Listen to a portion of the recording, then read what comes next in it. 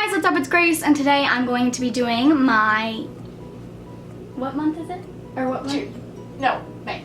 May? Really? Oh yeah, May wrap-up. So yes, this is exciting. This is coming late, unfortunately, because I went to BookCon in New York and I was delayed an extra day because our flight got delayed. Or no, it got canceled. And we were stuck in the LaGuardia airport.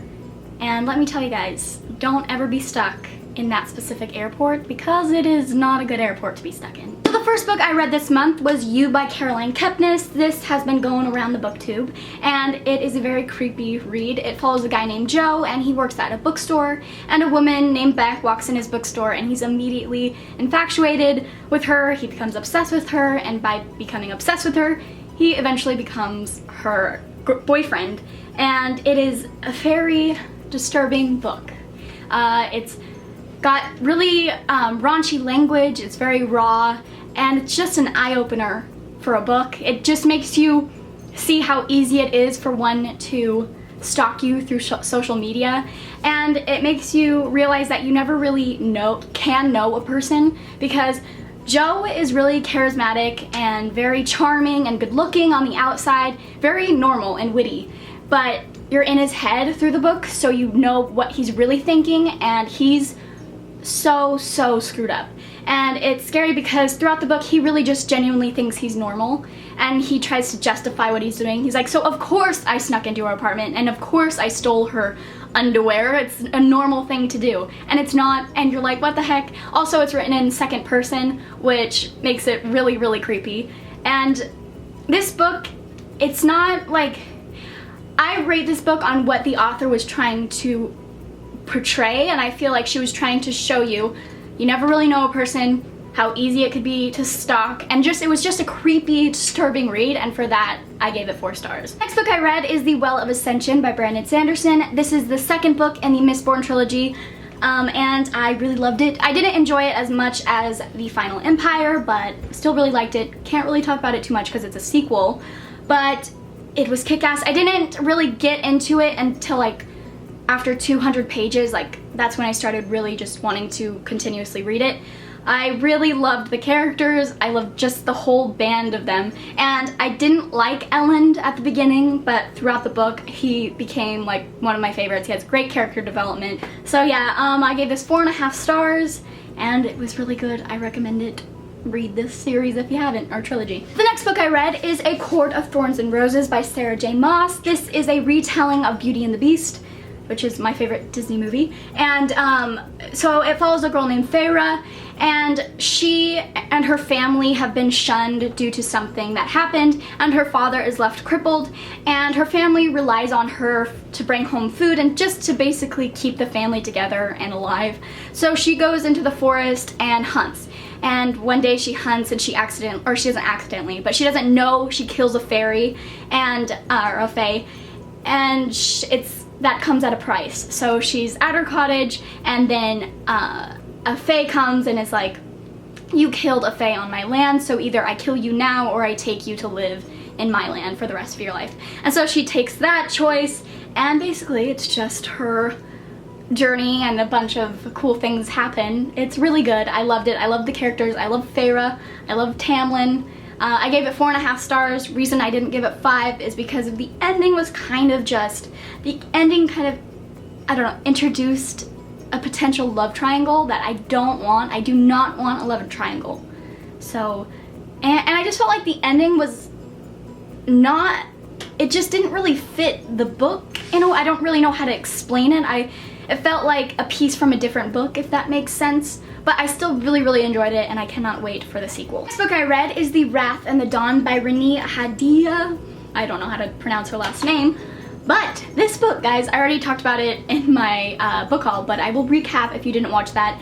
It is a great book. And it is a retelling of the tale of 1001 Nights, and it follows a girl named Shazi, and in this land it's ruled by a boy king who at every dawn he kills his new bride, and one of the women he kills is Shazi's best friend. So she takes it upon herself to kind of uncover what the heck's going on and maybe even kill the Boy King.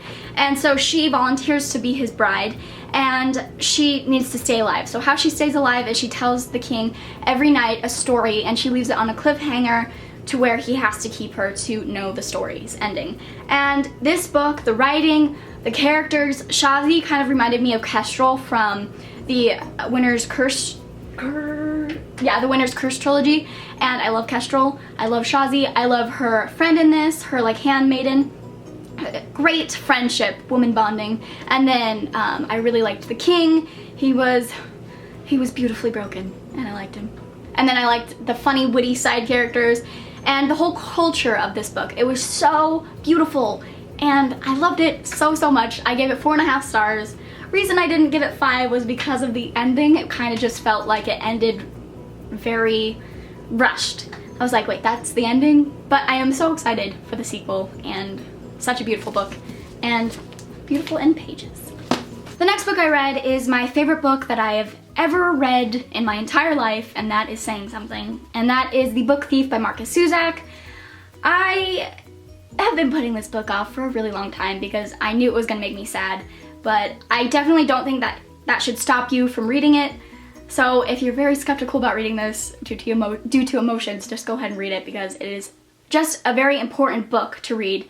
And I didn't know much about this book besides it being centered around World War II, and maybe it had something to do with a book thief. But so I'll tell you a little bit what it's about. It follows a girl named Liesel, and she is shipped off to Munich, Germany for her safety. And she is sent to live with foster parents, people she doesn't know, and she's scared and she's alone. And that's all I really want to tell you, because that's all you really need to know. My friend is gonna help me explain why I love this book so much, because it's kind of hard, because so many emotions are coming through.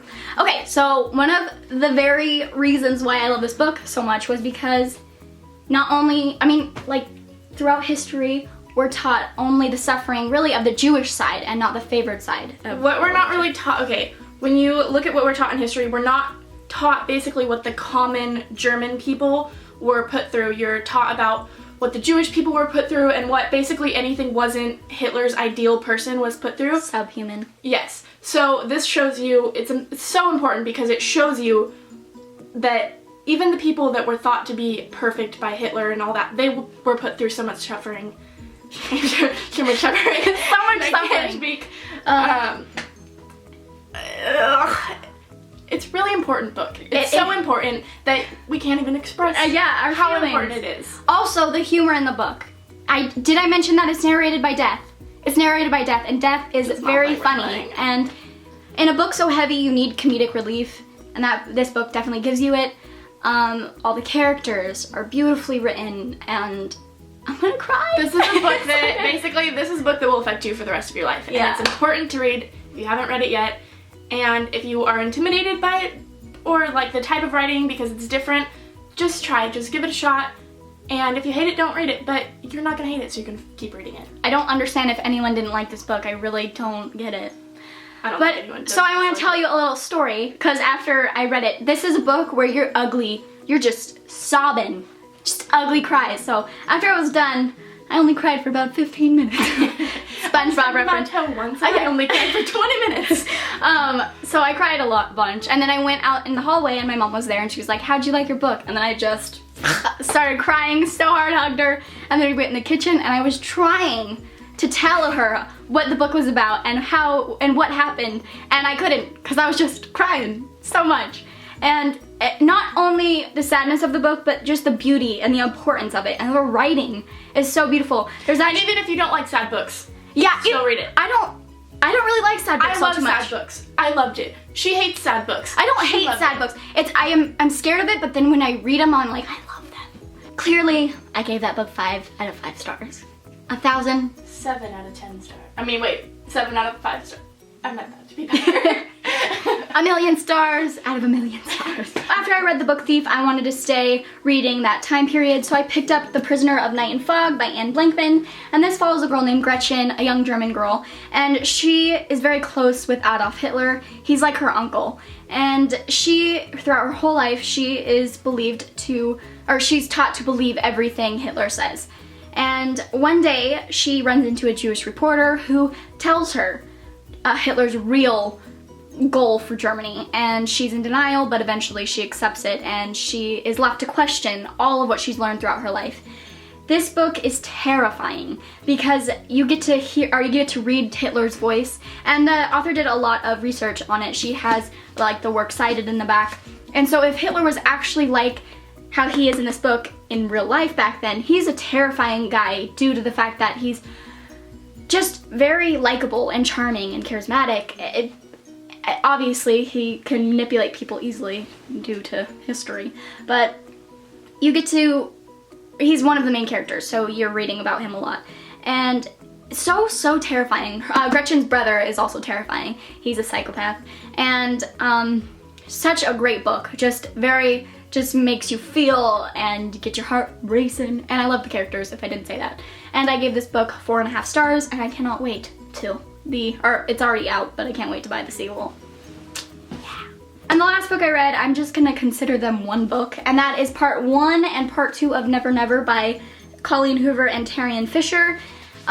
This is about a boy and a girl, Silas and Charlie being the girl, Silas being the boy, and they wake up one day not knowing who they are, where they are. They don't know anything about them. They know like the basic things in life, like what a pencil is or what a car is, but they don't know their family, they don't know their name, they don't know how to get to their house, basic stuff like that. And it's very cool to see how authors even start a book with characters not knowing anything. Like, how do you even do that? And it was just, these books were really fun to read. The first one I gave 4 stars, and the second one I gave 3.5 stars because I felt like nothing really happened in the second part. And the reason why these aren't one book is because Colleen Hoover signed a contract where she can't publish a full novel for some reason.